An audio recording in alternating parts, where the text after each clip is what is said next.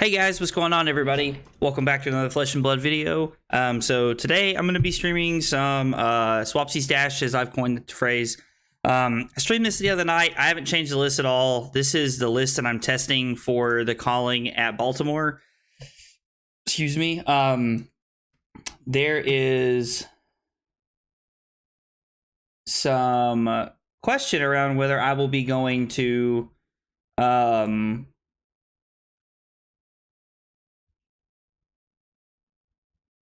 that's weird. Anyway, there's some question about whether or not I'll be going to Richmond to play middle of April. It's looking like I'm not, but I'm hoping that I might be able to figure it out. I'm not really sure. Right now, I'm looking at Dash as the contender to be played at in Baltimore. I'm not exactly sure what I'll be playing. Obviously, there's a lot of time between now and then. I'm going to take some time to learn Briar. So I'll be playing a little bit of Briar for you guys on stream, just so that I feel like knowing the hero and learning it will make it a little bit better, make me better against it. I know that Briar will probably rotate out sooner rather than later, but I still feel like it'll make me a better player to be playing against, just to play with the deck and to play some against it. A couple of guys on the team play it quite a bit, so I get a lot of games in against it, but it'll be good to play with it, give me better understanding. I don't know, Dash just feels like it's in a really good spot right now. You know, the one thing that I keep seeing people say is that, you know, like, the one thing that keeps running through my head over and over again is how to beat Oldhim consistently. And, you know, when I watch good Oldhim players play, they fatigue Dash because they put on so much pressure that it's your life total or your cards in your deck. And I don't think that, like, the control dash is really something that can afford to play Remembrance. So I don't really know if that's like the route that I'm trying to be going. Now you will see Dash beat Oldhim sometimes because they set up multiple items in the first like 2 or 3 turns. And that is really good. But when you don't have a lot of early items set up and you don't really have anything to do within the first couple of turns, you can really fall behind quick. Because the way Oldham's set up is, you know, they're playing like all these 6 for 10s and blue 6 for 8s, and they're playing Spinal Crushes, and they're just playing all these big attacks. And even when they're not doing that, they're playing Rousey Ancients. I believe Rousey Ancients is in there. They're playing E-Strike, so they're playing a lot of go-again attacks. They're playing a lot of things that put on a lot of pressure, and that's something that Oldhim really hasn't done very well historically, so it's made it a little bit easier for Dash. Swapsies Dash anyway. So I'm curious to see if we can play Oldhim a few times tonight and maybe try to, like, you know, get a game plan going towards turning that around. Do you spreadsheet when you're looking at ways to beat decks? Yes, I absolutely do. I am a big believer in running spreadsheets to keep up with all the games that you've played and to keep up with, like, you know, what you're doing and what isn't working. Now I do it less now because of this website called February, which is where I keep all my decks, and it actually tracks my wins and my losses for me against the heroes that I play, which is pretty neat. But I still like to keep a spreadsheet of it because I feel like it makes it easier for me to keep track of, and I really like that. And good luck, opponent. So this is an interesting matchup. Oh, I don't have to do this. Let's see. It should change everything out for me. Yep, just like we drew it up. So we bring in all the pistol items, we leave in all the poppers, and we take out the yellow T-bones because they're like the worst cards in the deck.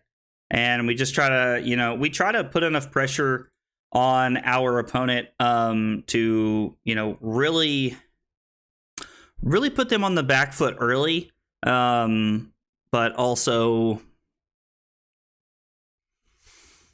like, I want to put Dromile on the back foot early, and gaining tempo early by, like, you know, attacking them a lot is the best way to do it. The best way that I can tell people to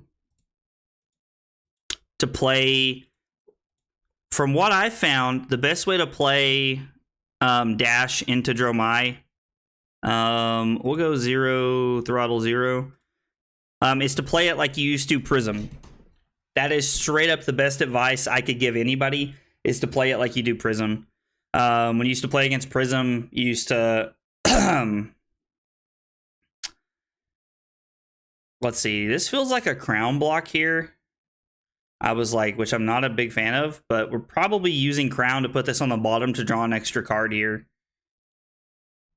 Oh, man. I don't know. I want to save crown, though, for late in the game. So I know they have a dust up because they showed it to me. So I think I'm willing to take 3 here and then just block the zipper hit and the galvanic bender. Microwaving silverware adds lightning damage to attacks. Well, dude, if that's all I had to do, you like, I wish somebody would have told me this forever ago. I would have been all over this like forever ago. So we're going to attack Chromai. We're going to give go again.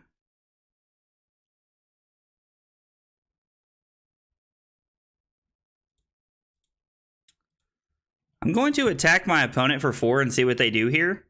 I'm curious to see how they react. I was like, ooh, interesting. Their hand must be pretty bad then. I was like, because it... Wow, really? You're going to throw equipment at a high-speed impact this early in the game? I am intrigued by this decision. I'm going to activate Heart. Teklo Core, high-speed impact. We're going to put Plasma Purifier into play. And I'm going to Arsenal Induction Chamber here. Wow, that's a lot of reds. That is like an unbelievable amount of reds. We're going to pop this. I'm going to pop this in Arsenal the High Octane here. Might be panicking. Bad draw in the open. I mean, it's not looking great. Now, they do have a copy of Burn Them All, which will only do them so much good here. We're going to go ahead and get this out. Arsenal High Octane. Having High Octane in Arsenal is an awesome thing. We're drawing a lot of items early, which is really good for us. These all red hands that we've had have been extremely awkward to this point, but we're kind of making up for it by drawing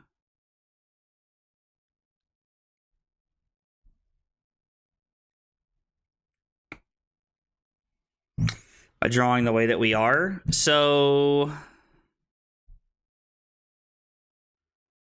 I'm going to take the arcane damage for sure. Now the question is, do I pop this, attack Caloria with the pistol, and then put the chamber into play?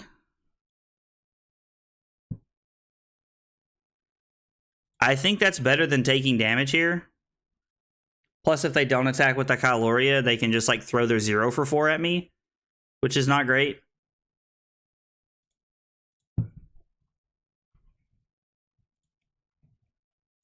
So we get to play board control a little bit here, which is fine. Like, playing board control is not a bad thing by any means. We kill Caloria. We load the pistol. We're going to load chamber, and we're going to throw a 3rd chamber out there, and then be in a pretty decent spot.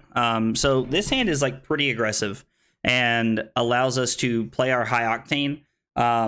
We can block with the zipper hit here if we need to. We could also use Crown this turn if we had to put the zipper hit on the bottom. We want to keep the High Octane here.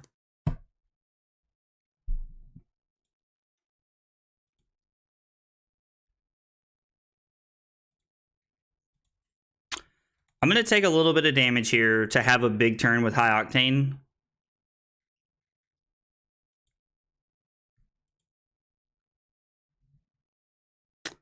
They're going to gain 3 and then play a Pierce Reality. Pierce Reality is interesting. I've seen people playing that card some here and there, but I am intrigued by this to actually see this being played. Okay.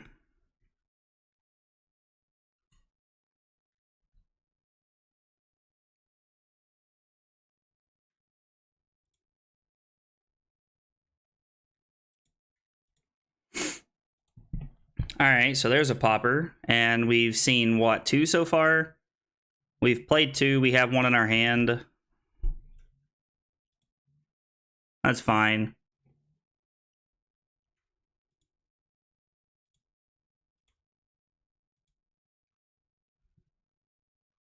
Show us 2 cards. Hopefully they have like all 2 blocks. Not super likely. It is Dromai. Dromai has a pretty good suite of 3 blocks in their deck that they can just show us. Yeah, Caloria and Billowing Mirage.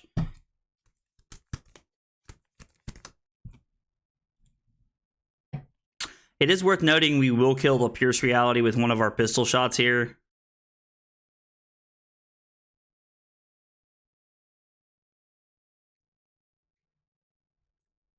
So I have 3 action points. I can use Payload to attack them twice and then hit Pierce Reality. And then Arsenal the Zipper hit.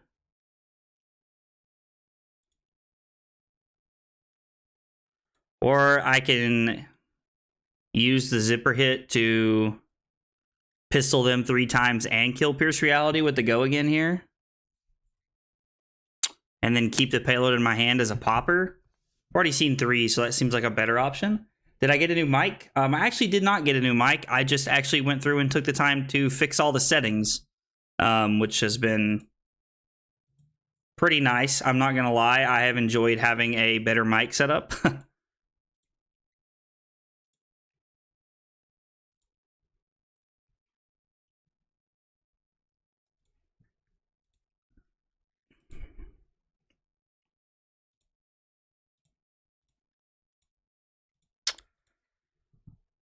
They're keeping their whole hand, which makes me think that keeping the payload is a better decision. The longer the turns went on, the better I feel about keeping the payload here in our hand. And we'll hit Pierce Reality. Yep, I'm sure I want to skip my Arsenal. Getting the Purifier into play would be good, because that means we can start making some pretty good plays here. I'm going to block with the T-Bone. Trying to save some life so we can get some items set up here.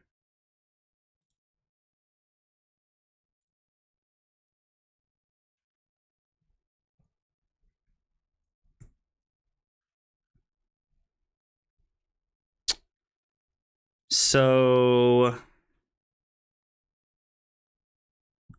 I can take 4 here, go to 23, and then hope he attacks with a Caloria.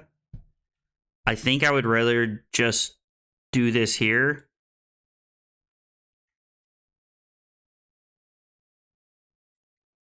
I don't hate the idea of kill Caloria, leave pistol loaded, Arsenal the Purifier. I would much rather get it into play, obviously, but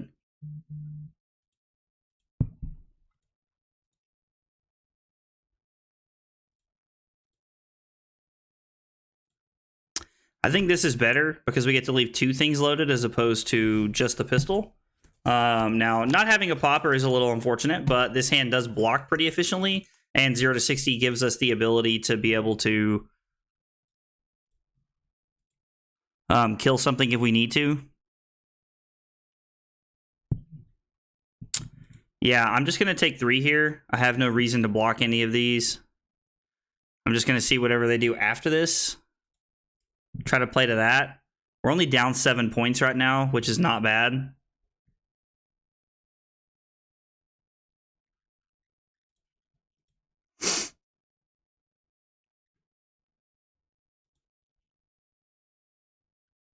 Okay.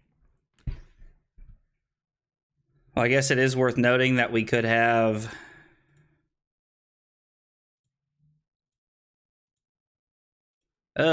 flipping over a popper's rough. It's worth noting we could have blocked with the extra card, but I wasn't willing to take that chance.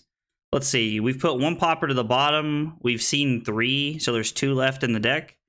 We've banished 2, seen 3, and then put 1 to the bottom, which is 6, which means there's 1 left in the deck. Eek. That is frightening.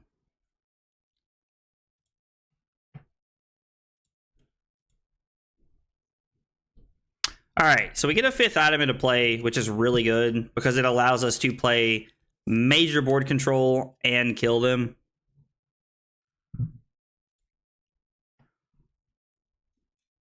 I think this is a keep this hand, and you use pistol to deal them some damage and clear the board here.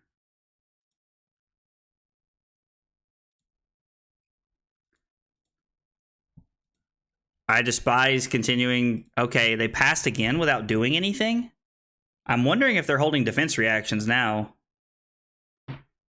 Well, given that that's the case, I'm honestly wondering if I go 0 to 60 harpoon into my 2 resources left, allow me to pistol them twice, leaving purifier and chamber loaded, and then have high octane and arsenal, which means I can kill 2 of these things.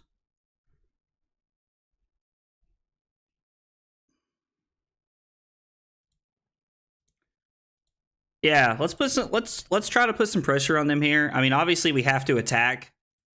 Like it's not like we can't attack.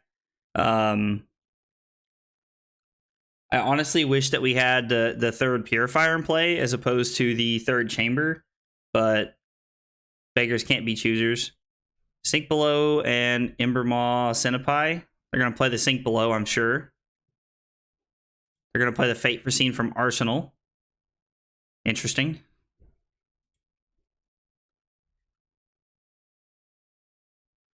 What do they do? Put a card on top of the deck. So we'll kill an Ashwing. We'll give go again. We'll load the pistol. Activate Heart. Hopefully no more poppers. And then we'll load Chamber.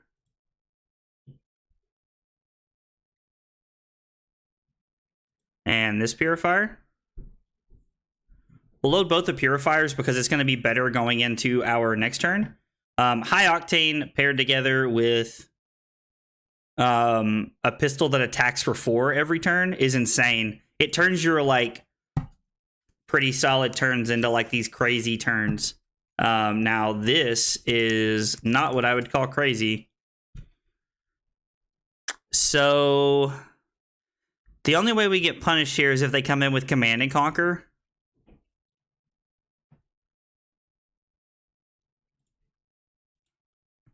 So I'm going to use Crown, take 3 here. I'm going to put the Purifier on the bottom. Hope we hit a blue. That's pretty solid. Take that here. The Giants traded for Darren Waller today? Oh, wow. That is really interesting, actually. Darren Waller's a good tight end, though. He's honestly like one of the better tight ends in the league. As long as he can stay healthy, that is. I mean, I'm saying that like you didn't know that. You picked him up off waivers, didn't you, after I traded him? Well, that's obnoxious.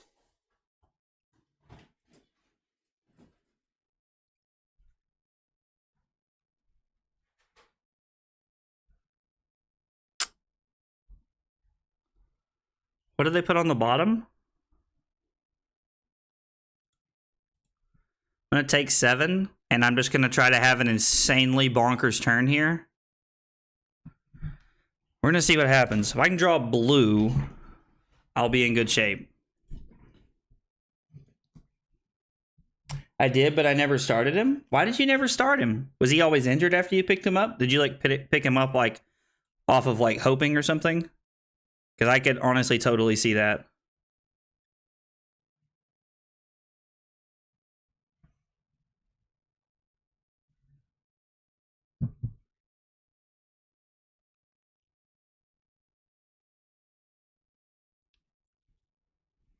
So I'm going to hang on to the zipper hit here, and I'm going to push damage with everything else that I have. I don't think I'm going to win this turn by any stretch of the imagination, but I'm really hoping to take some cards out of their hand and put them below 10. I haven't really done the math, though, yet. I picked him up so no one else could have him. I mean, that's definitely an option. We'll come in for 5.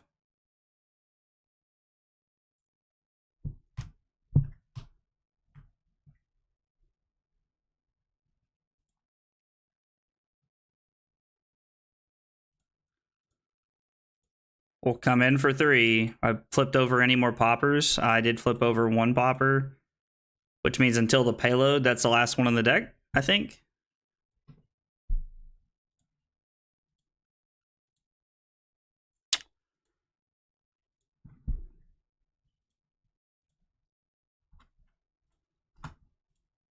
And then this is for 16. We're about to attack them for, which is like really good.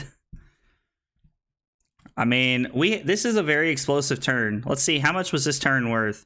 This turn was worth 5, 8, 11, and then 16 was 27-point turn.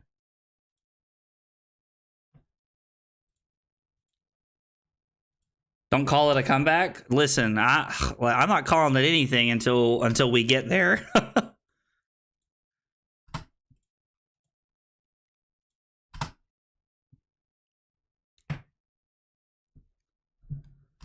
Blocking with Command and Conquer, that feels pretty good.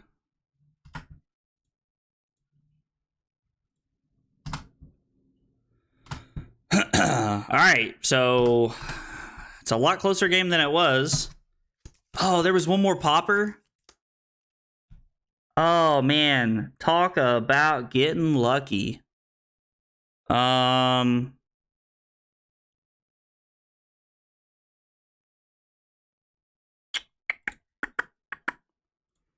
gonna block 4 here. They're gonna use Snapdragons and give this go again. If this is a snatch, I mean, they have no more ways to give go again. So I'm not like really worried about it. The worst thing this could be would be a blue and a 6. Actually, I needed to block that. I'm sorry. Yeah, so I take the Arcane. We kill this knowing we're going to end their turn. And then I get to have a pretty solid turn here. Classic. That's right. Eee! Oh man, I miss quiet. I miss so many things in the chat. Oh man.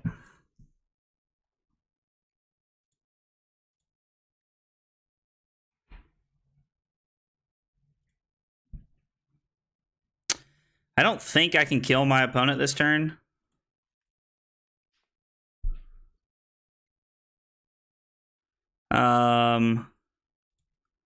I am going to go ahead and boost here.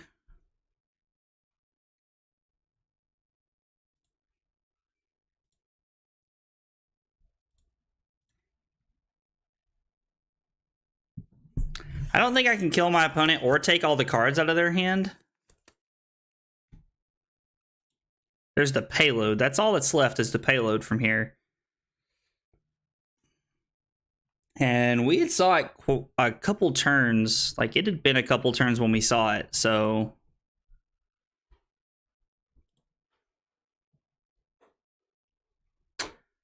I can take everything but 1 card from their hand here. Spark of Genius 0 to 60. That was a pretty early pitch stack.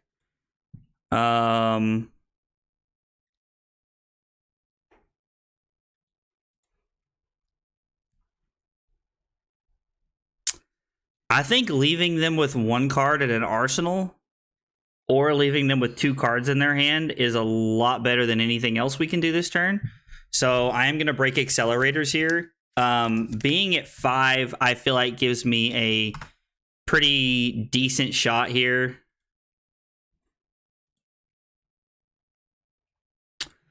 I'm not going to like die to Asvalai Arcane or anything like that. So being at 5 is pretty solid.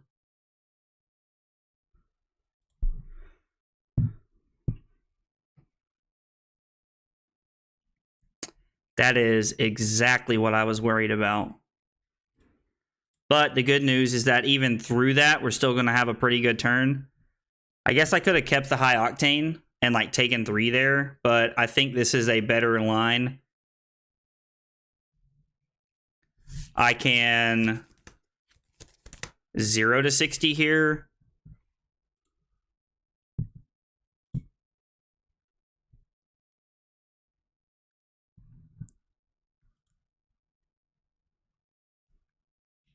I'm going to go to 7 cards to activate Heart. Well, they're at 2. Which means there's no reason to activate Heart.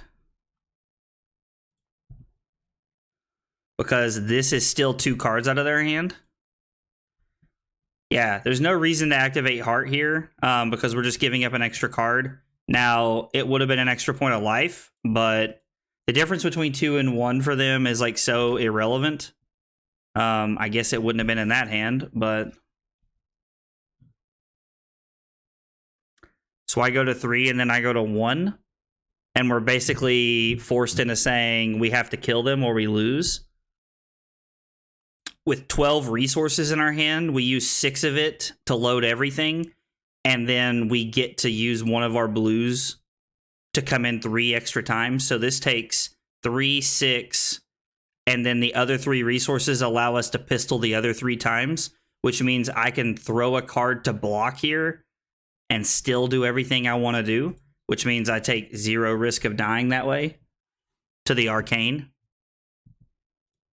And we're going to win this turn because we're coming in for 5 every time, or I guess we're coming in for 4 times. So it's not 12.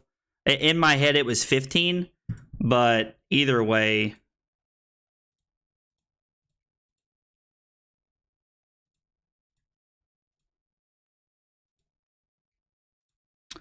they just can't kill me here. There's just not enough blocking in their deck. They would have to have 4 defense reactions here. Or I guess they could have 3 defense reactions and a 3 block.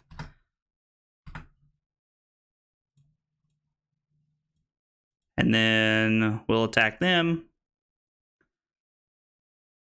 Yep, they give us 2 cards. Nice.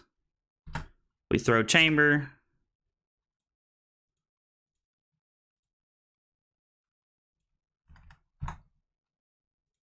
We're going to give go again just for the heck of it. Our opponent said GG earlier. All right, and we pick up a win game 1. Wow. So the notable turn there is the notable turn is definitely the high octane turn. That high octane turn was 27 points worth of damage because of the way we had the items set up. It was absolutely insane. It was crazy. 27 points is not something that you get to come back from very regularly in a game of Flesh and Blood. That was Pat's Falcon-esque. I wish I could put myself on the same level of comeback as the Pat's Falcon Super Bowl, but I'm pretty pumped to have won that game, honestly, because that was looking moderately grim for a while. Dromai is a deck that really punishes you for falling behind early, and so being able to win that game felt pretty solid there. If the Pats had grenaded the Falcons bench in the third quarter, the Pats Falcons Super Bowl was like one of the craziest games I ever watched. The thing that I remember most about that was the next day I remember talking to so many people who were like, oh, I turned it off at halftime. Like, I turned it off. Like, I couldn't watch any more of it. And it was like, you missed like one of the like greatest comebacks ever.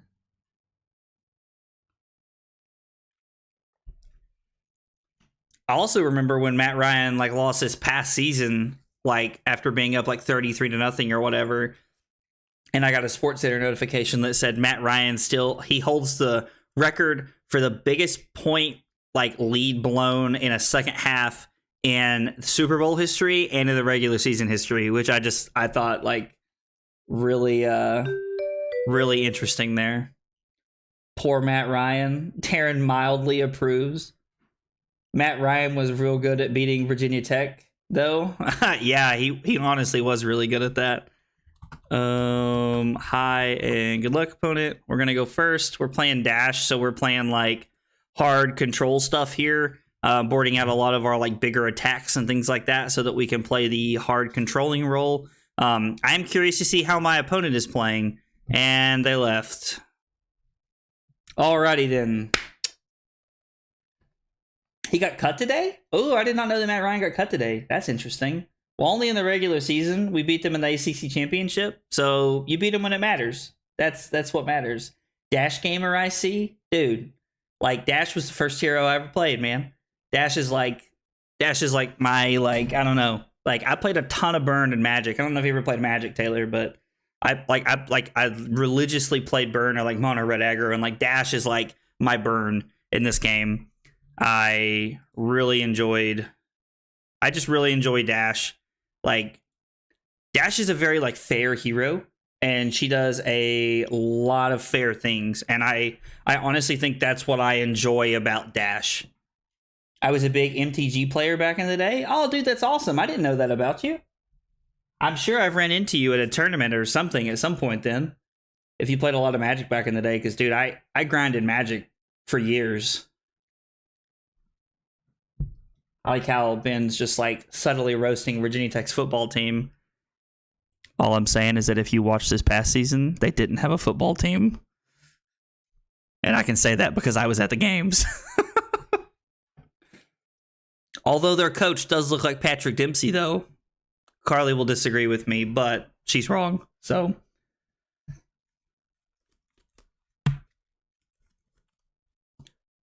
dude, Patrick Dempsey.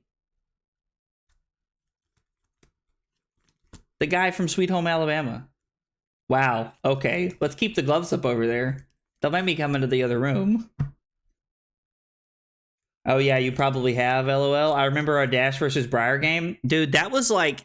So, playing you before I knew you at that ProQuest when I was playing Dash was one of my first real introductions to Briar. I had only played against Alexander's Briar, which was like super focused on playing against it was super focused on playing like Channel Mount Heroic, and that was like all I know. I was like all I knew at the time. And I remember you threw out a I'm having a stroke. You played a lightning press on me, and I had never even seen that card. I hadn't been playing very long. I remember that game though. I guess we're just gonna filter here. I'm gonna put the reinforced line on the bottom of the deck here, along with the blue 0 to 60. This is the one thing that I really like about. I really like about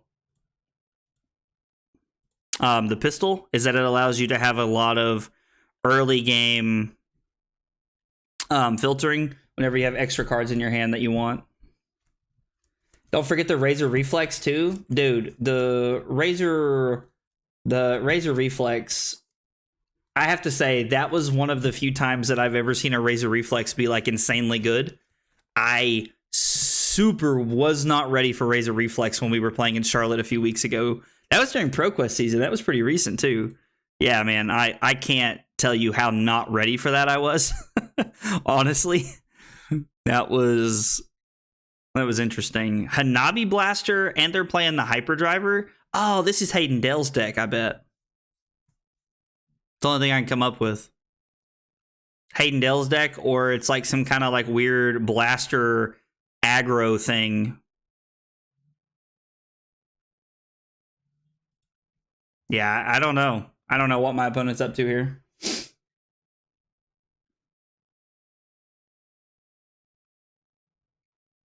Like, they're probably trying to play like Hanabi Blaster aggro, and based off of their equipment suite, they're also looking to put in the Mecha Godzilla thing.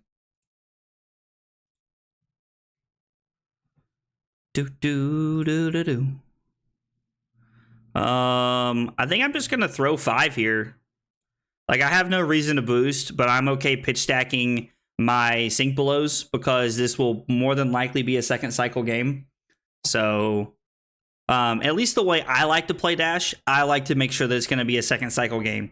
Now, if my opponent's playing Hanabi Blaster, then obviously they have other things up their sleeves here, but we'll see what happens. The one good thing about their bigger attacks is that Unmovable will cover it up, which is kind of nice.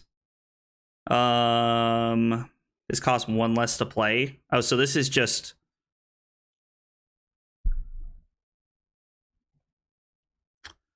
I think I just have to be okay with leaking 2 damage here. This card's like literally zipper hit if you have a hyperdrive out. Mech Dash, we got a gamer over here. We'll throw Shockwave.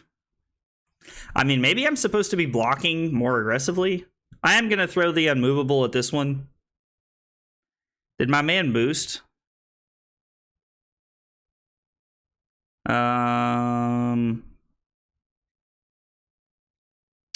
No.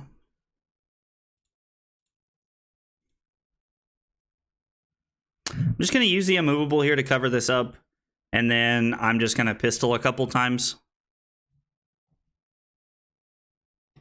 The Hanabi Blaster is kind of obnoxious, honestly, because the Hanabi Blaster like basically guarantees that they're going to push damage through.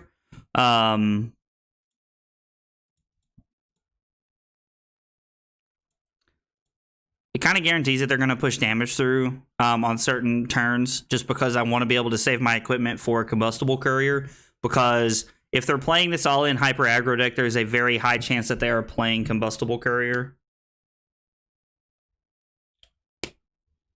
Of course, it doesn't appear that they're playing Tekla Pounder. I mean, it's probably in their list somewhere, but I haven't seen it yet. Okay, so my man did boost.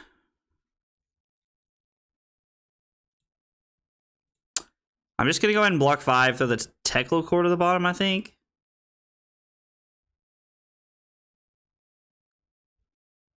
No, I think we'll throw the Purifier on the bottom. Alright. My opponent's going to throw another boost card here. We'll take 1, and they're going to come in with the Hanabi Blaster. We'll take 5, go to 30. We'll pass here. One of the problems about Unmovable in this matchup is that, well, the problem with Unmovable and Reinforced the line in this matchup, honestly, as a whole, they just pass, is the fact that Dash doesn't throw a lot of super heavy hitters. They just throw, Dash is like a mid-range deck. They do a good job of going wide and tall all at the same time, so it can be a little tough to determine how you need to block it. I'm going to pitch this because we definitely don't want this. I do like attacking with the pistol here, because if I'm going to try to find extra items and put things into play, then I need to be attacking and throwing things at them. We're going to add steam counters a couple times. Again, this is a good time to filter my blues. No, I'm not going to boost. We're just going to throw 4.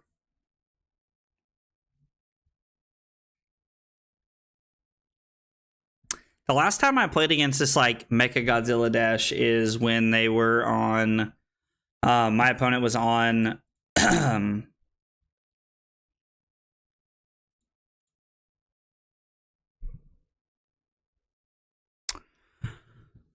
I'm having a stroke right now. I was on Control Dash, and so it made the matchup a lot easier.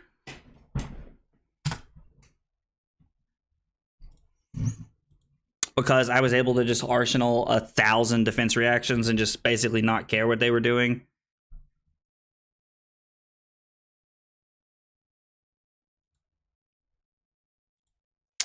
Gave the pistol go again. I am not going to boost. We're just going to keep throwing damage here. Because they're either drawing things that they want to do, which it appears they have drawn something they want to do. I was like, or they're just going to be blocking, which is fine. Because if we spend the rest of the game throwing a card or here or there and blocking, like the pistol will inevitably win me the long game. And at some point, I'll draw items to put into play. We'll block 3 here. They're just playing Hyperdriver aggro, which I do find interesting.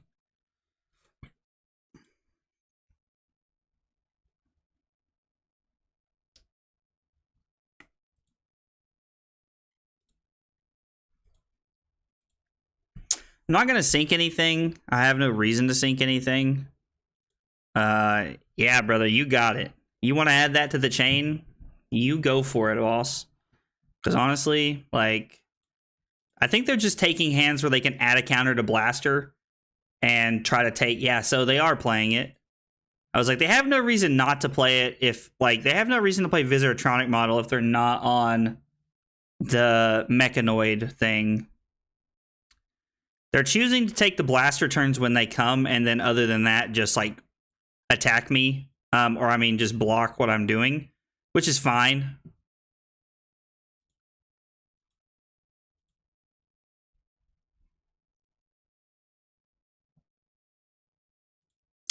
We'll block 3, take 1. When they leak damage like this, it's fine.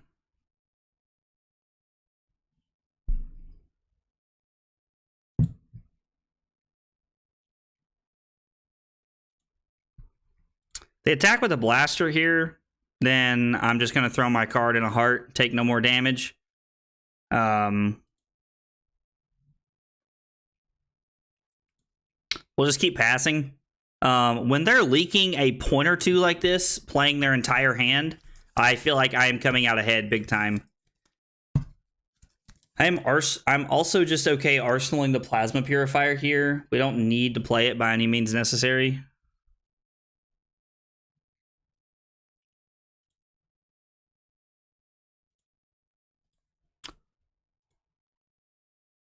Having the items in against this kind of opponent is like against the way that my opponent's playing is a little unfortunate. Because if my opponent was playing Control Dash, I would need all 6 items in. But if they weren't, then I just want all of my blocking cards in. And that's the thing that makes it hard to decide how exactly you're going to sideboard and what exactly you're going to do. So it appears that whether I like it or not, this hand is block 9 and load pistol, throw Purifier onto the board. Let's see. We've seen all 3 sink belows, I'm pretty sure. We've seen 2 immovables, and we've seen 1 reinforced line that we put on the bottom of the deck. So we'll take 1. I'll take 1 again.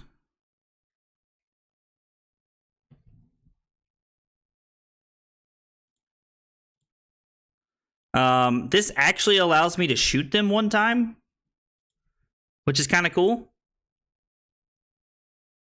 I kind of like this. They are at 20 cards in deck. They have about 3 to 4 more boost turns. Oh, yeah. I mean, like, short of them, like, somehow, like, assembling a miracle here, we've won this game just on fatigue alone. What I was talking about was more to just, like, kind of, like, drive my point home, that it can be tough to sideboard because you never know what you're going to play against when you're playing against other Dash decks. Sometimes people think it's correct to go with this all-in Hanabi Blaster plan and play the Nitro Mechanoid thing. I would be willing to bet more than anything that my man's Arsenal card here is a Nitro Mechanoid or whatever it's called. What is the card actually called? Construct Nitro Mechanoid. Okay. See, and that's what it's actually called. I mean,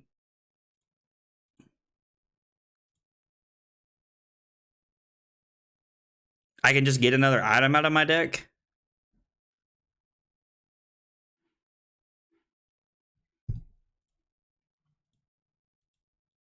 See, now my man's is playing the slower game. From your graveyard or banish zone into the arena. So yeah, they're about to make this Mechanoid thing with this card. This Blessing of Ingenuity card is about to allow them to make this. I want to take another item out of my deck here, just off the back of... So agree with you? Oh, well, thanks, man. I appreciate that. I want to take another item out of my deck just to be able to block. We're not actually, like... We're not, like, with them having 9 cards in their deck, and we're at 21, we're not really trying to win the game. We're just trying not to die. Now, this hand is a quick way to die. Oh, man. They're probably going to try and have a turn and then play the Nitro Mechanoid. I really don't like that we drew that. Oh boy. I think they might just try and kill me this turn and just hit me with the Mechanoid a bajillion times, which is frightening. That is a very frightening thing that can happen.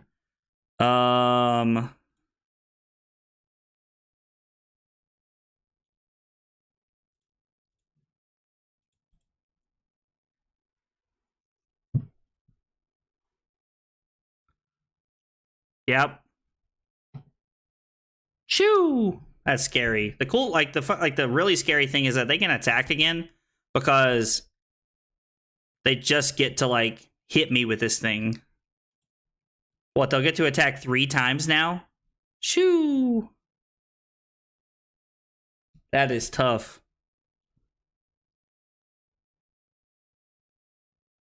I don't think there's a lot of attacks left in their deck.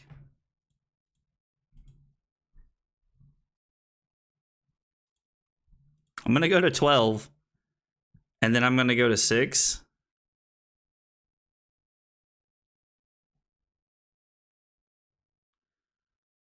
I'm just going to arsenal this item here, I think.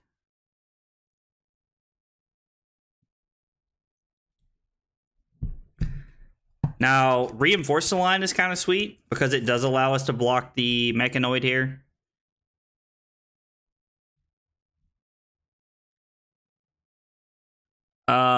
So this is scary, but I think I need to block this.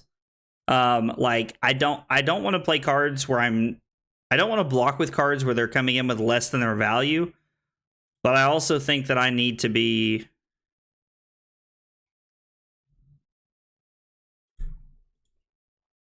like, I have to save something for the Nitro Mechanoid here.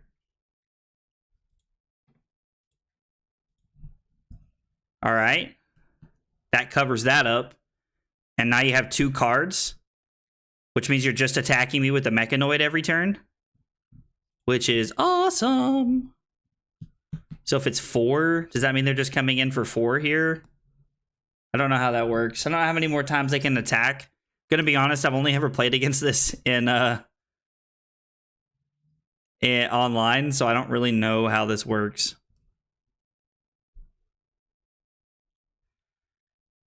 Oh, I can tell you this ain't good.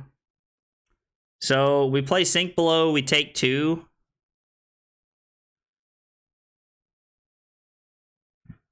Put the induction chamber on the bottom.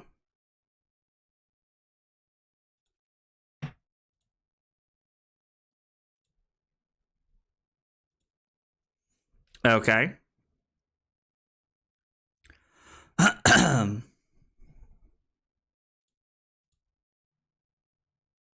No, I don't want to boost. I mean, I'm probably getting to that point to where if I can keep hands, I probably can, but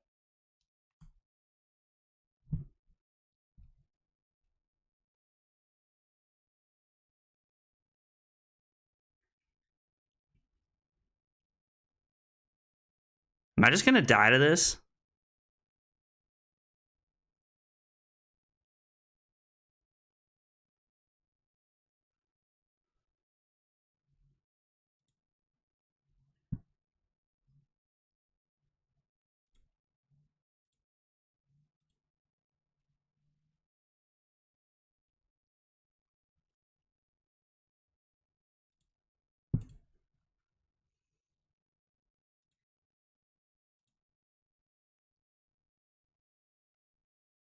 I think the 2 means it's how many times they can attack, and I'm at 2, and it's continuing to come in for 6.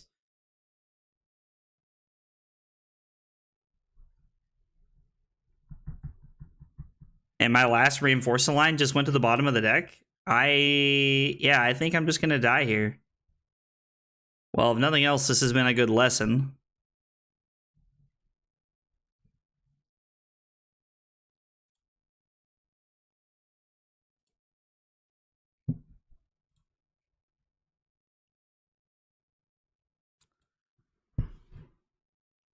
Completely in the driver's seat the entire game. Overpower, can't defend with more than 1 action card. Yeah, and then I take 3 and die. Yeah, that's, I'm not gonna lie, that's a pretty tough one to swallow. That is, That's a tough one to take on the chin. Wow.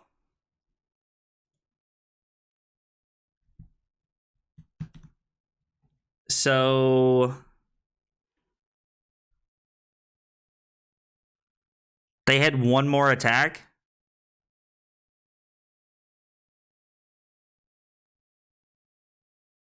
Man. Yeah.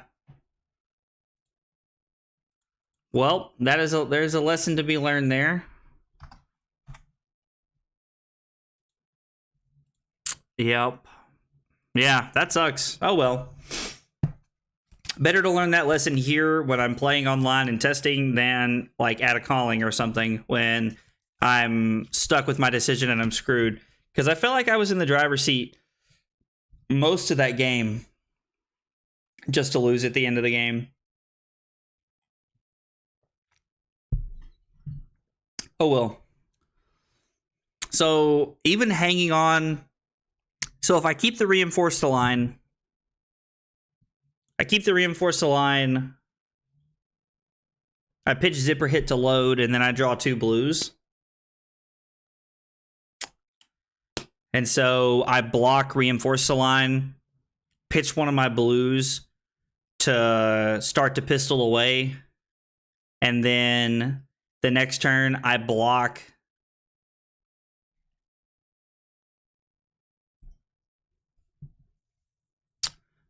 reinforce the line. And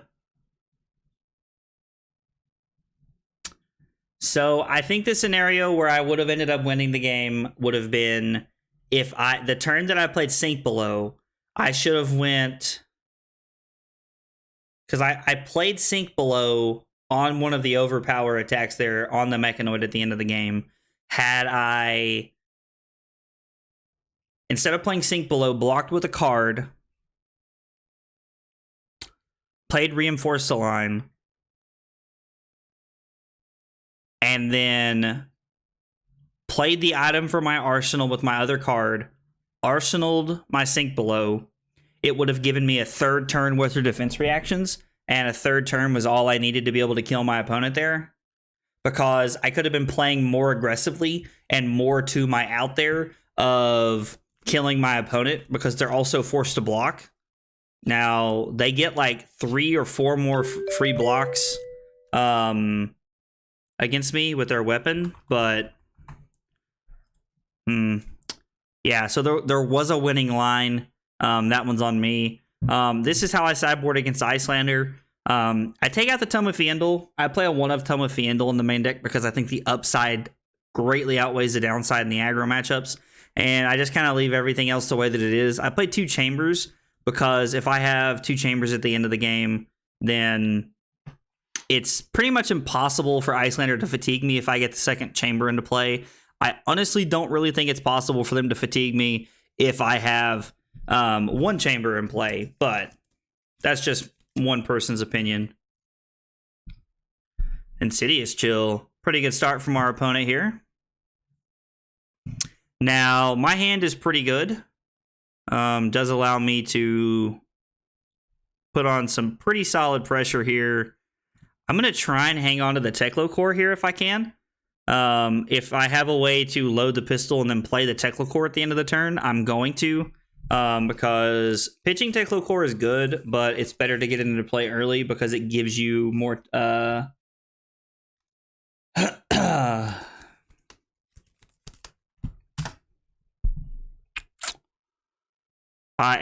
don't know. You just get so much more value in this matchup, in my opinion, because you can block a little bit more aggressively and still have resources when you have a Teklo Core on board. And as an Icelander player, that's the thing that makes it really tough for me.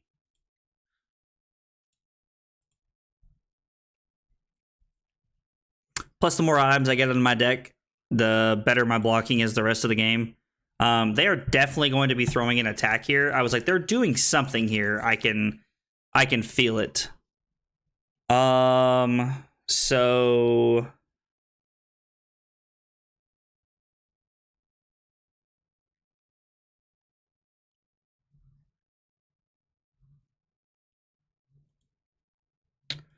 We'll pay 2.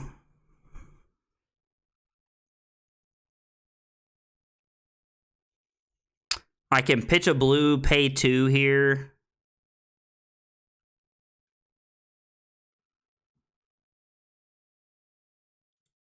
I take 3 this way.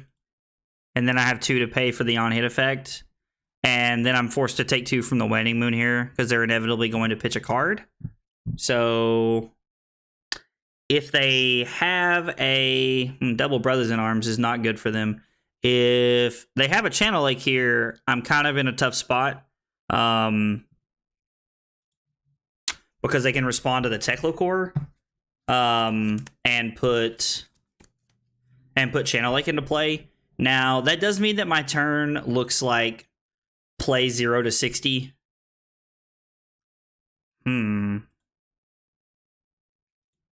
So had they put the Channel Lake into play there, I was going to play the 0 to 60, not boosting and using both of my resources to pay 1 for the...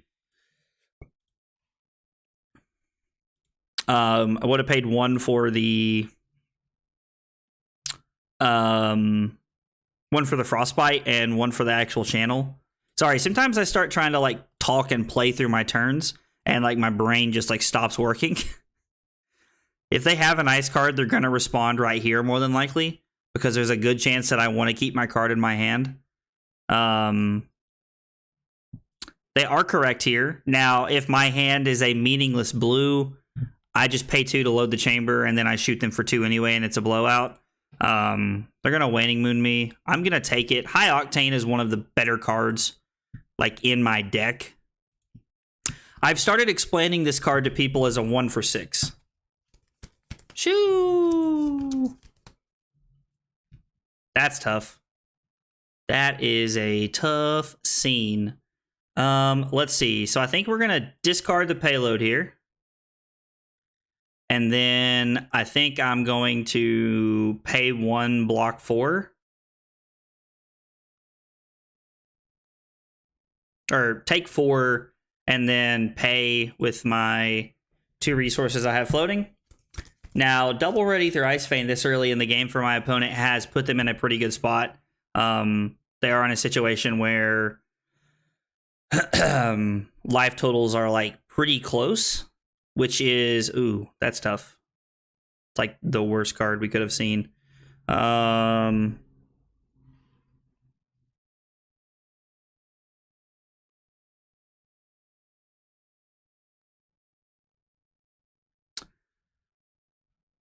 Yeah, I'm just gonna Spark for 0 here.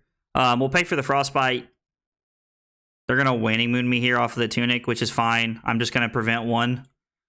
They have all the tempo right now, but I literally just need 1 turn of them not having something like, what are these hands?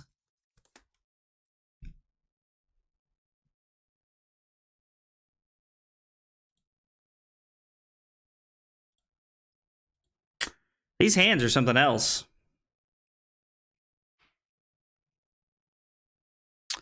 Teklo-Core resources.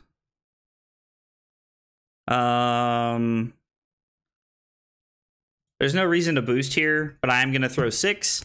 Now, Throttle is a great card, just off the back of what it does. Like, it's just a 2 for 6. I was talking to... I was somebody on the team last night. I can't remember who it was, but all of Dash's cards are just inherently good value, and I really like that.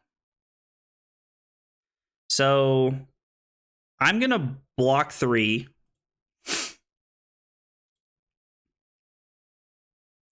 And then when they throw Command and Conquer,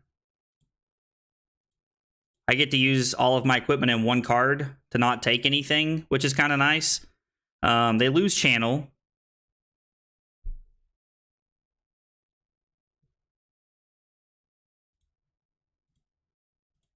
It's also kind of nice to never have to play around Hypothermia if you're a Dash player. Now, as an Icelander player, it made me cry a little bit when they banned Hypothermia, because honestly, Hypothermia was like one of the things that just got you through this matchup, that helped you get over the hill just enough to be able to actually do something. I'm going to get to play this High Octane at some point. I don't know when that is right now. Honestly, right now it appears like I'm not going to get to. It's like, I don't think they have any way to give me a frostbite here, but if they do, they're going to play it right there. It's possible I should have just led on the on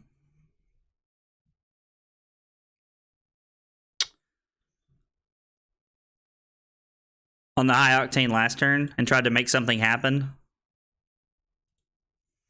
I'm going to take 3 here so that I can try to have a high octane turn.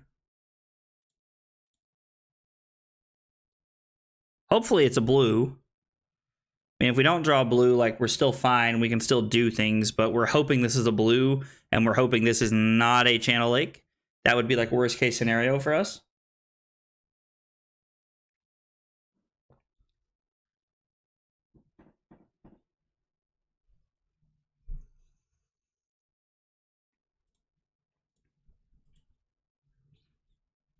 What did we banish so far? Okay. Yeah, that's fine. I'm just gonna pay 1 here. The winner's bite is cool, but it's honestly not that good here.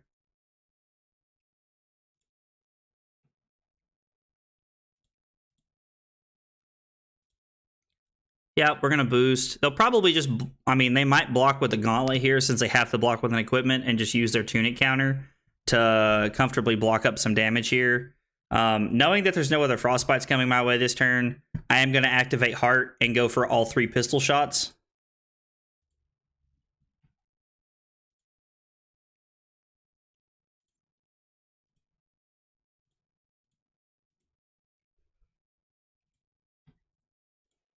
Activate Heart. Let's see, we got a yellow 0 to 16 and Teklo Pounder.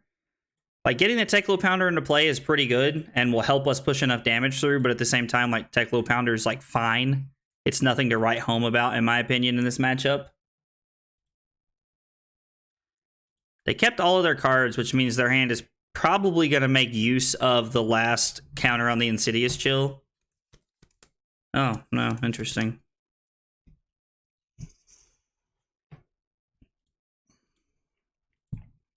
So the thing that I like about Icelander is that it plays a fair game along with some, like, pretty well-timed disruption. Dash does not have the disruption part, but Dash does have the pretty, like,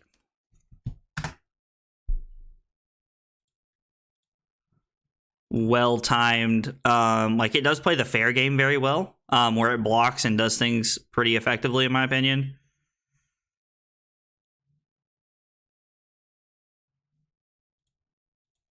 Let's load the pistol and see what they do. They do nothing. They're going to go to 6 here. All right, so they have to have something here that's pretty good, I think. Like, this has to be Insidious Chill.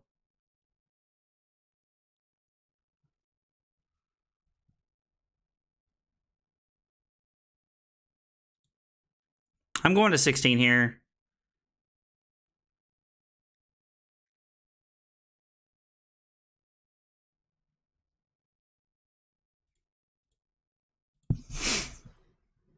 I have an 8-point turn here. Like, it's not great, but it's not bad by any stretch of the imagination. The 3 blues and a yellow T-bone was not what we hoped for here, but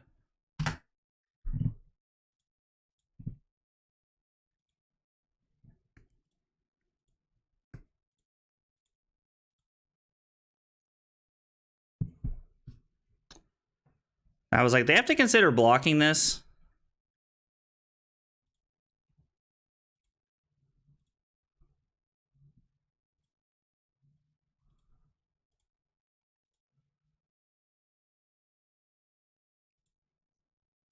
Let's see if they play it here. I was like, I kind of want to have my other... I want to have the chamber loaded here. They just go to 4.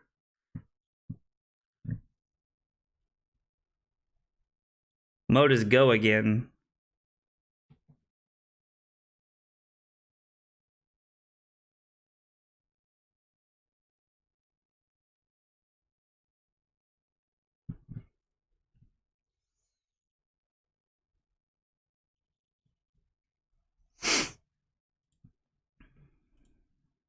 Let's see what they do after this.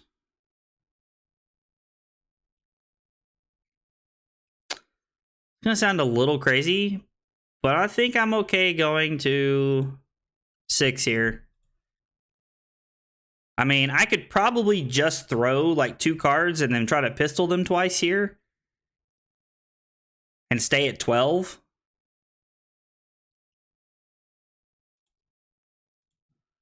But I think I'd like to put some pressure on them.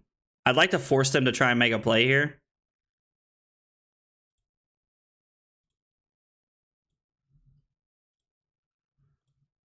I get to get at least a couple cards out of their hand here. Maybe more.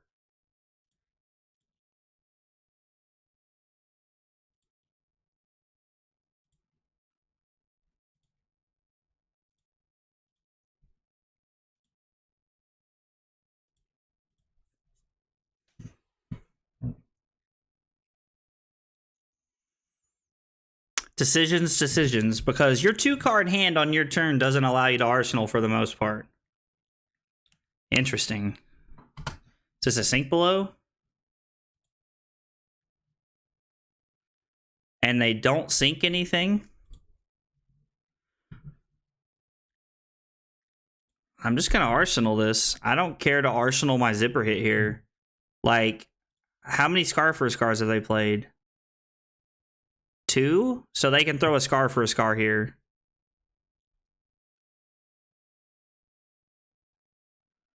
That's not a bad turn.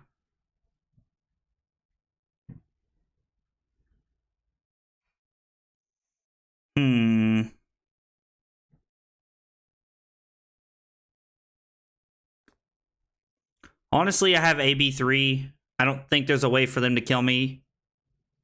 This has to be Emeritus. And so Emeritus deals 1. Ready through Ice Vein. I AB3.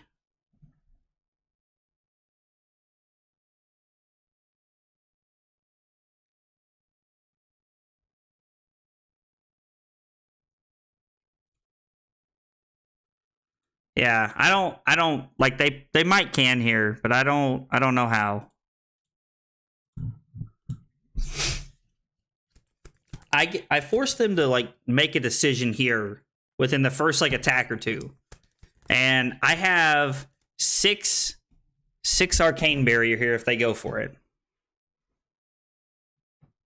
This card makes it to where they can't block with Tunic. They have to go for it here. Are there esports orgs involved in any of the card games? I'm trying to picture an esports jersey done MTG style.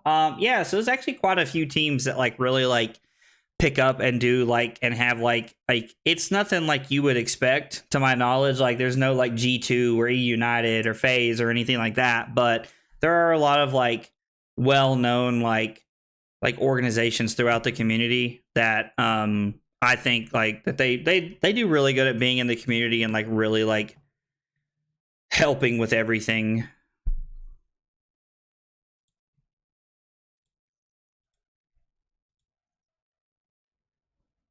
Two T-bones. All right, here they go. Means they can probably kill me through AB4 is what they're saying.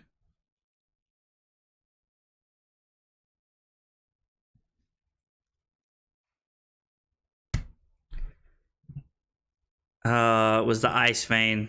I wasn't playing around the Insidious Chill.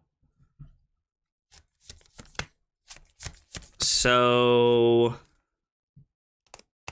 I pay 2, block 2, take 2, and then they Waning Moon me and I die. That's pretty unfortunate.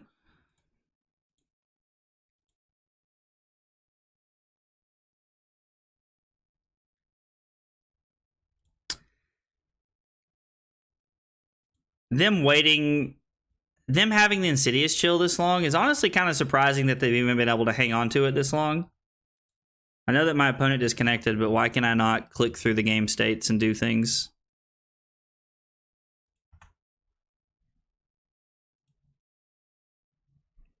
Okay.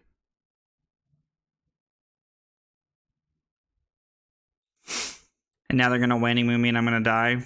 Yeah, that's unfortunate.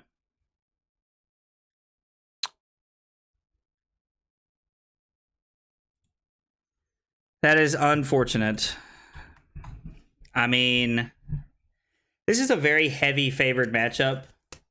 Could activate Heart in response. I'm not sure what you mean activate Heart in response. Heart is an action, not an instant. So there's no way for me to activate Heart in response to anything. One thing I was trying to go through in my head there was if I activated Heart, do they still go for it there? Because, I mean, I guess not, because they realize that if they're going to kill me, they're going to be able to do it through 4 AB regardless. I mean, really, it was 2 AB because they had the Ether Ice Vein. How many? Red.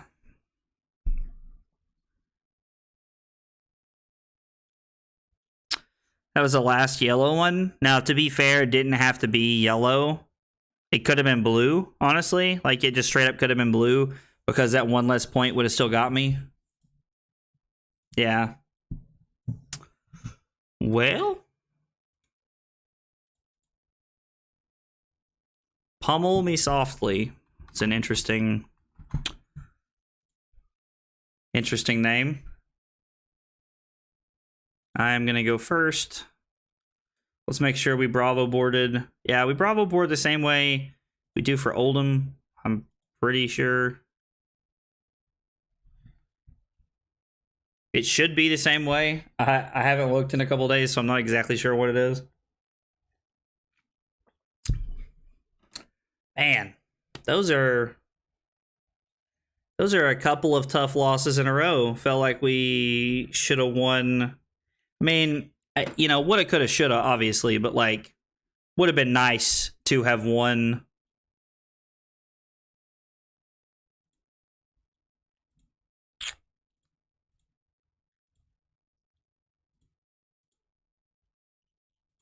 We get a Purifier, we'll go Throttle, T-Bone, Zipper Hit. This is a pretty good hand. Hopefully, I don't have anything too crazy. All right, well, they don't have Pummel, so that's good. We're just going to play our Reinforce the line here. Take 2. We'll attack for 6 here. Leave one of our items loaded. And we'll just Arsenal the Spark of Genius. Spark of Genius is a very good Arsenal card because it allows us to block with a couple of cards and then still keep 2 cards to play the Spark of Genius. One of the problems with the slower, more controlling Dash deck that people run into that I notice is that they try to play Spark of Genius from their hand when they shouldn't. Now, oh, nope, thank you, Talishar. Sometimes it is correct to play it from...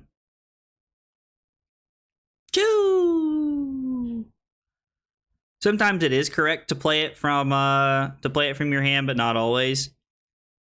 So let's see. So we're just gonna go Crown, Heart, Sink Below. 3, 5, 7. Yeah, so in order to get there, we have to do it this way. I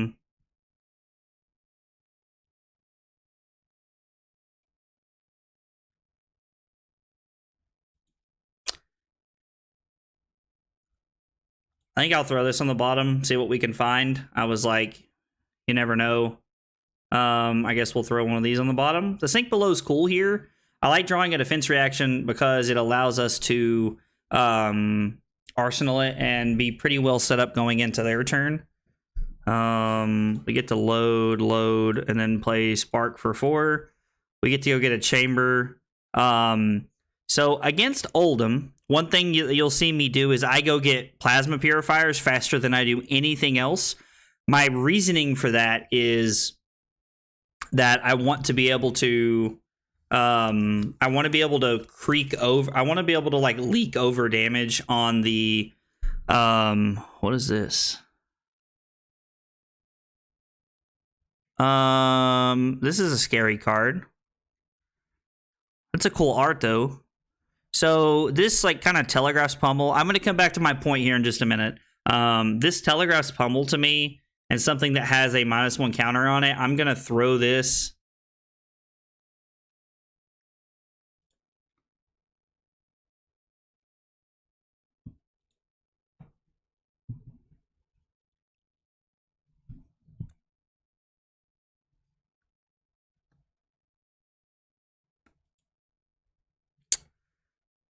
I was not expecting blue pummel. I will say that. I'm not going to pick anything here. I'm okay with discarding the Spark of Genius. I'm able to load the chamber and then throw the Purifier into play. Okay, now anyway, what I was saying is that when I'm playing against Oldhim, I want to be able to, I get Plasma Purifiers earlier than I do Induction Chamber. There is a way to do the math that makes the most sense. And when I say the most sense, I simply mean there's a way to do the math that with the items that will give you the maximum damage output.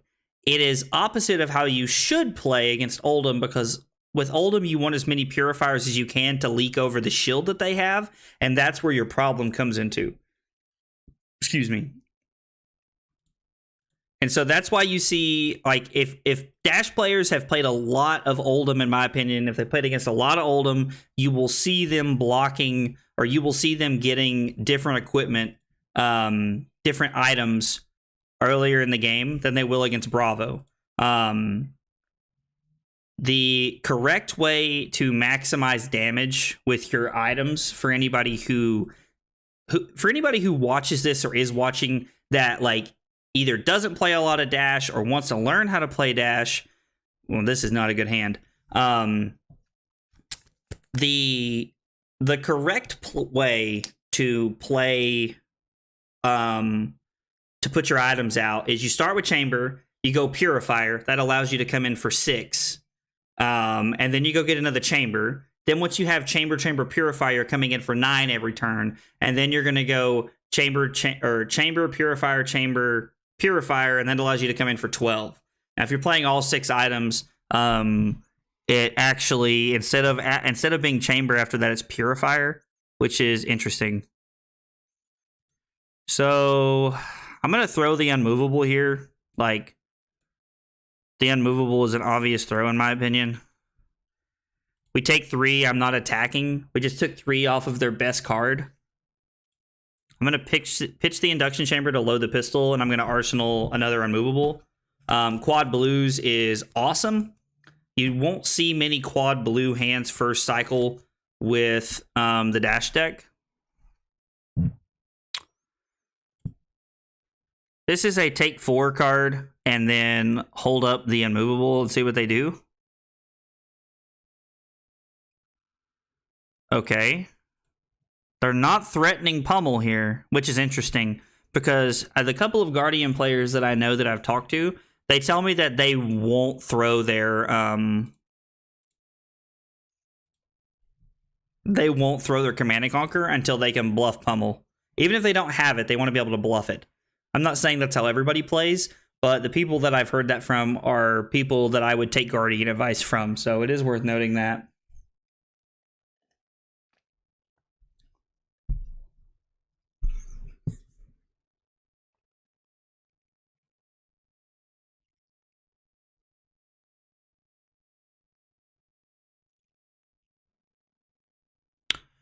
Do do do do do do do do do do. I will have to say my opponent has hung on to their equipment suite for quite a while, which is very good. It's a very smart play on their part. I'm going to keep the Unmovable here. I don't think it's necessary to play the Unmovable there. I could have pitched a blue and kept 5 resources, which is exactly the same as I did, except this way I get to have 5 resources, and the only thing that I traded off is me taking 2 damage. With my Unmovable play, I wouldn't have taken any damage, but I think that keeping the Unmovable for something really important, like a Spinal Crush or a Crippling Crush, is generally what you're looking for as a Dash player to really throw your Unmovable at. Now, sometimes it's just good value to throw your Unmovable. Like this hand. This is not a great hand. Wow. This is an insanely bad hand. I'm about to get blown out by a Pummel right here.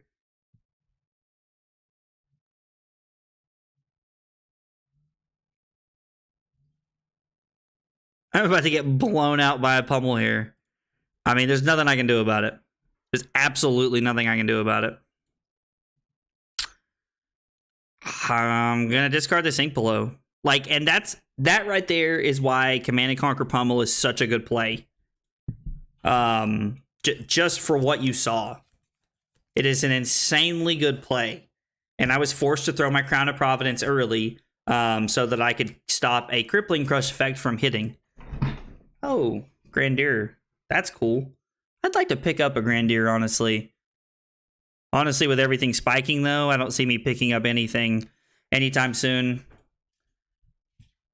For anybody who's watching that I don't talk to pretty regularly, and when I say regularly, I mean like every day, like that I know, like IRL. I'm building Bravo right now because honestly, the hero looks like a lot of fun. I really enjoy the block efficiently and, you know, attack with as much as you can game plan, and having big turns to try and swing the game in your favor. I really enjoy that style of strategy. I think that's what draws me towards Dash, and I also think that's what draws me towards Icelander, except Icelander comes with a little bit of instant speed disruption that you can throw in there. But I'm just building Bravo because it looks like a lot of fun, and honestly, the deck is like hecka cheap, which is like, there's not a lot of cheap things in the game right now. If you're keeping up with the market and what's happening, a lot of people are calling the current state of the game a buyout. I don't really know. I don't really understand the market enough to sit here and say buyout, buyout. Like, I just don't understand what's happening or why the prices are going up. It could be because people are terrible people and there's an actual buyout happening, but I don't know that. I'm going to block 6 here because this seems like a pummel. They could just be bluffing. But this seems like a good a time as any. This is a time when Reinforce the Line is really good. Reinforce the Line and Sink Below would have been the same thing there, notably. But I do think it's worth... let's see. So keeping 2 blues here would allow me to... I'll throw 2 here. I think throwing 2 here is fine.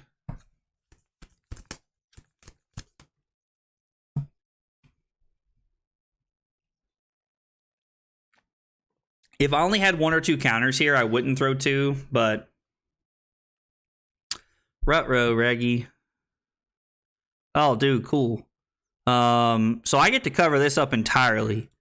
This is awesome. Like, I get to keep 5 resources and just cover this up. I could have taken 3 to, like, basically give my hand the 2 blue parity, but I think I'm okay with 5 resources as opposed to 6 and staying at 18 against probably the best card in their deck. I mean, I say probably, like, Crippling Crush, Pulverize, all of those are cards that are, like, tough to play around, and they can change the tempo of a game pretty quickly. My opponent's going to have to throw some more equipment here, or have some... Is that all 3 unmovables? Yeah, because 1 blew up. Right? Yeah, 1 blew up. I discarded a Sink Below, which means there is 1 more Reinforcement Line left in the deck. Now, Bravo could very easily just gain the tempo of the game, like gain tempo of the game from here by having a couple of like big dominated attacks that like really throw me off here without me having my Reinforcement Line. Against Bravo, 9 defense reactions is generally enough to get you over the mountain, get you over the top of the Bravo hill. There is no way my man is about to take 2 and go to 1. I was like, there is no way that's going to happen.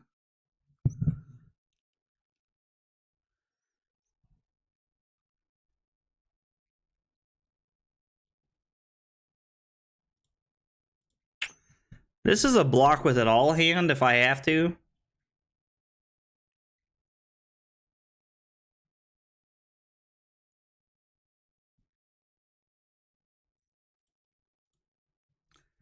let's take as little as possible. Like, they soaked 3 points there, and we took not, and like, oh my gosh, this is a bad hand. Phew.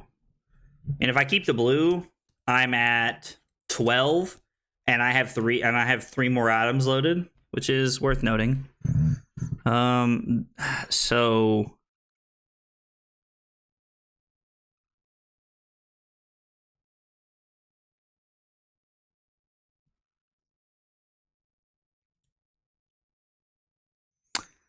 I could play reinforce the line here to be at 7, take 2, go to 13, and then throw zipper hit for 5, and then I at least get a card out of their hand. Or I'm blocking 6, go to 12. I'm going to pitch the Purifier to load the pistol and then Arsenal the reinforce the line. I think that's a better play, especially considering we just drew 3 blues. This is the hand that we pitch stacked.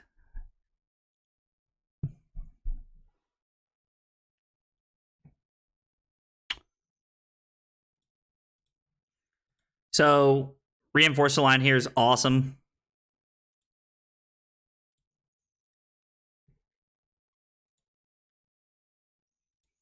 And we get to put on a tremendous amount of pressure here. With this being, yeah, this is where we win the game. We needed 1 turn where they couldn't like eat us up, and then we get to win the game from there, basically, which is awesome. Because we're going to get 3 cards out of their hand this turn. We're going to get at least 3 cards out of their hand this turn. So, okay. Well, good game, opponent. This is a tough matchup for Bravo. Like, we played and did dash things and won there.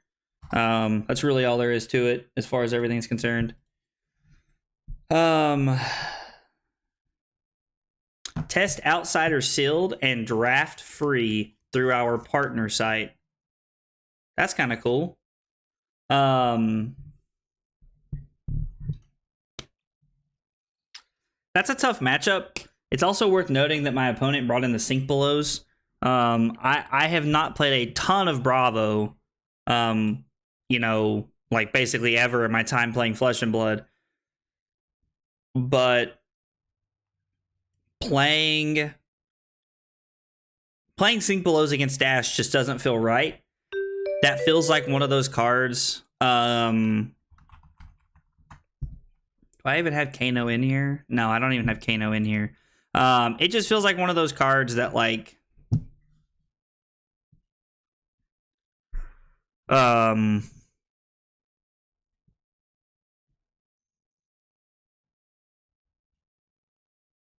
of those cards. What was I saying? God, I just like completely lost my train of thought. I'm gonna take out the Tome of Fandle, bring in the Induction Chamber. I don't want any whiffs in the deck.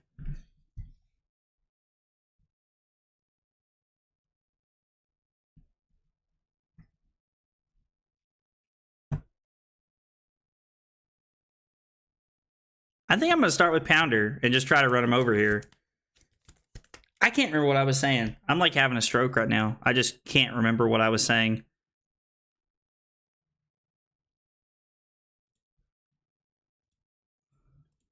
I mean, let's push as much damage as we can here. Even if they block with 2 cards here, well, already pushing damage here. Okay, I'm going to Arsenal the... I'm going to Arsenal my zipper hit here.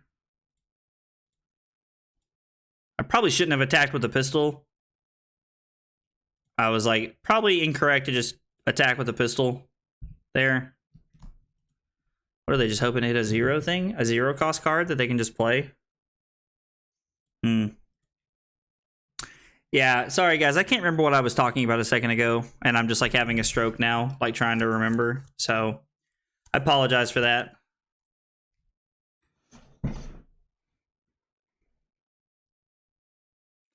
This hand is all over the place.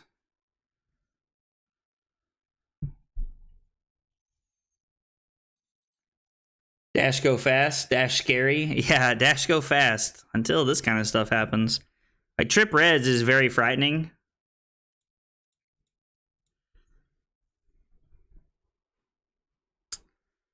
I mean, thank God that's all it was.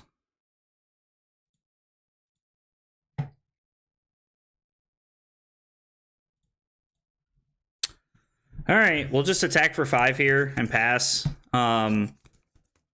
If they had it, we weren't going to be able to stop it with the harpoon regardless, so it didn't matter. See, man, this hand is not good. This hand is not good.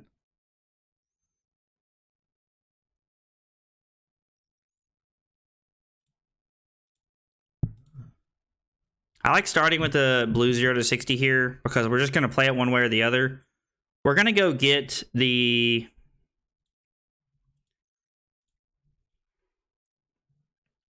We're going to spark for 0 here. Are they going to try and fatigue me? That's super interesting.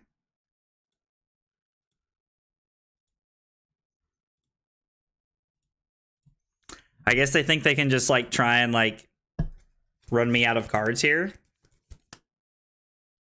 I mean, I don't know. I've never like played against a Kano who was trying to fatigue me. It's very possible, I guess.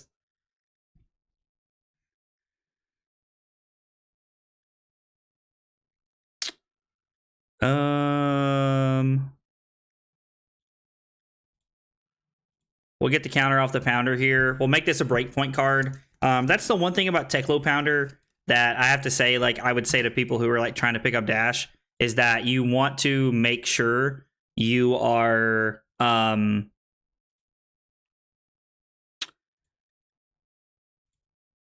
you want to make sure that you are using the Teklo Pounder to get value. Well, this was a mistake. And I wasn't going to pistol anyway, so I'm just going to take the 6 dominate here.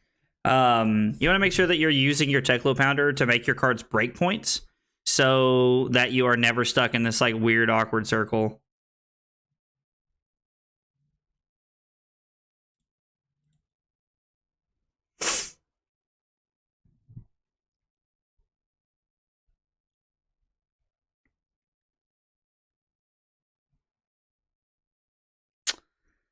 I'm just going to play the chamber here and then pass, and I'm going to arsenal the high octane. And if they do something, I'm just going to like AB with a Spark of Genius. All right, well, maximum velocity is good, but it's probably not where we want to be at.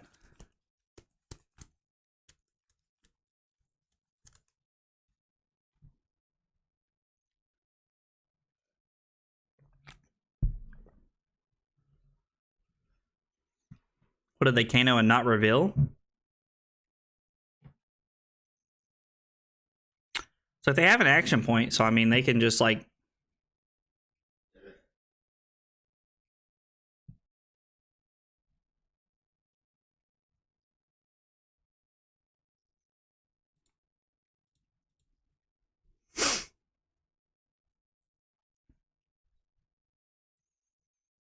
So what, they get to opt 2 there?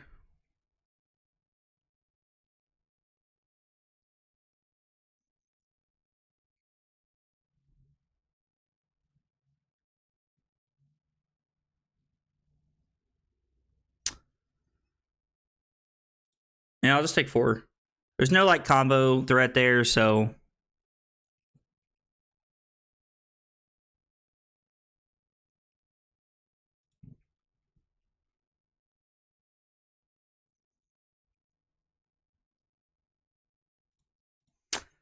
Let's try to make something happen.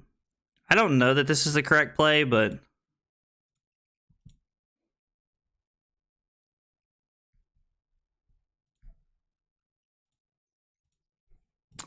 I'm going to keep the blue in my hand because I think they're going to expect me to like pitch it here.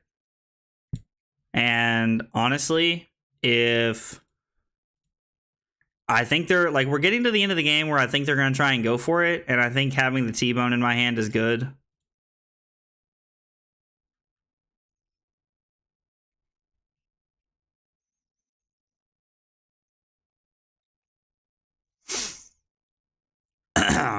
If they have one of the combo pieces in their arsenal, they'd have to find the other one off the top here.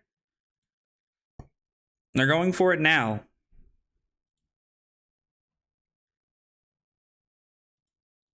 And I'm pretty sure that costs 1. Like, you want to deal 2 arcane damage to me right here? You go for it, brother. I don't think they could kill me.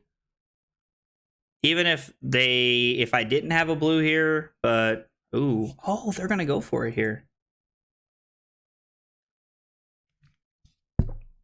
Interesting.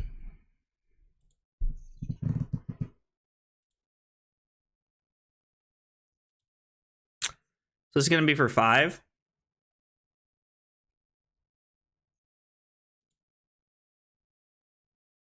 Nope, it's gonna be for 4. How the heck is this for 6? Oh, 4, 5, 6. I'm following, but I do get to block 3. So this thing, they pop energy potion.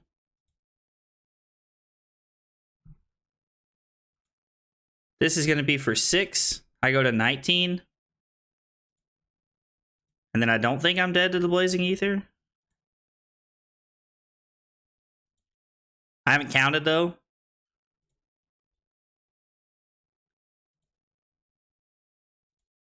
Yep, I go to 7. Okay. So as long as I don't play like an idiot the rest of the game, I should be okay.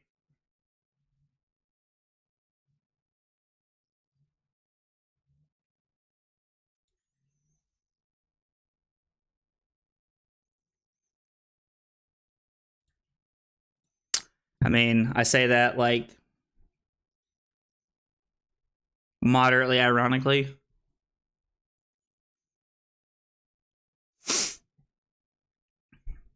I was like, the fact that I pitched a red, I think honestly makes him think about going for it here.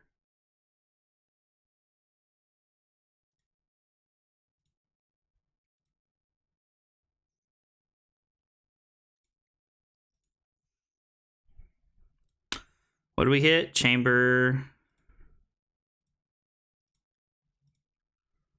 I don't think I can die here. Like, maybe I'm crazy. Maybe I can and I just don't know it.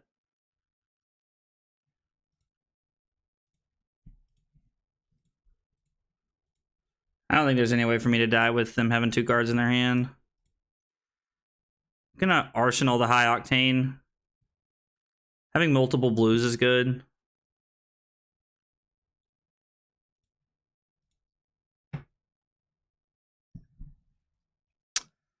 What are they going to put on top of their deck? Ether Wildfire?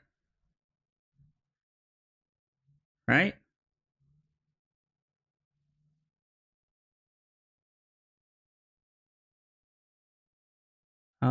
If you do, you may play it this toes and run instant and it costs X resources points less to play, so they didn't go for that.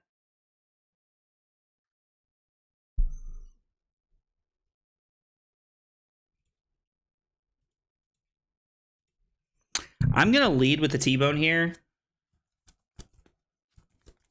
See if we can get a card out of their hand.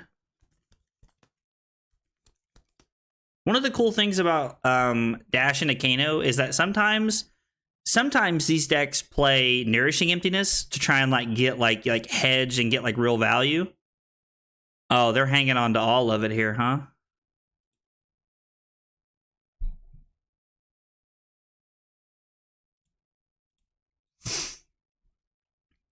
Well, let's see if they go for it here.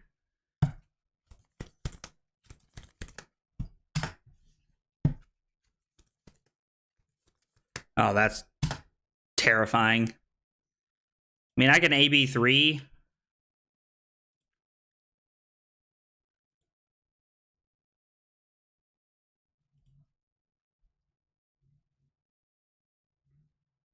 They're going to play Tome here, draw 2 cards. I mean, like, what am I supposed to do? Pass there? Like, there's no world where me passing is correct. There's no world.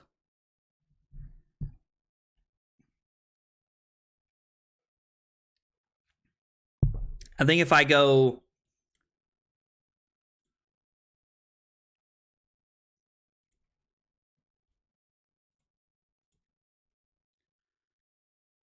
I've done everything I can here.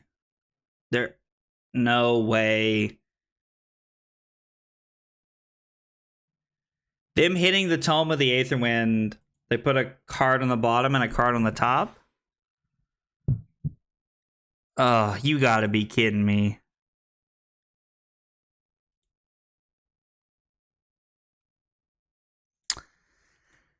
Yep. That's unfortunate.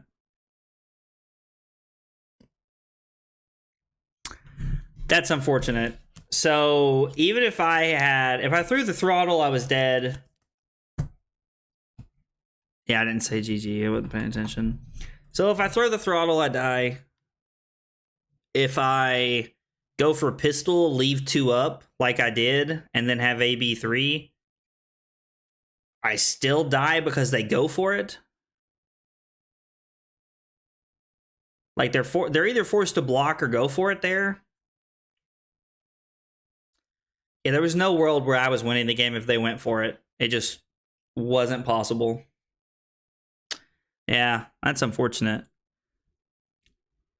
Looking back at that game, I can't think of any mistakes I made.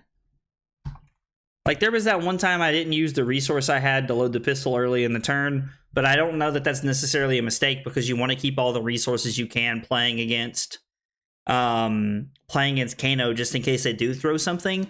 Like, your extra resources are very valuable, and I wasn't going to I wasn't going to attack with the pistol that turn. So I don't know. That one, that's tough.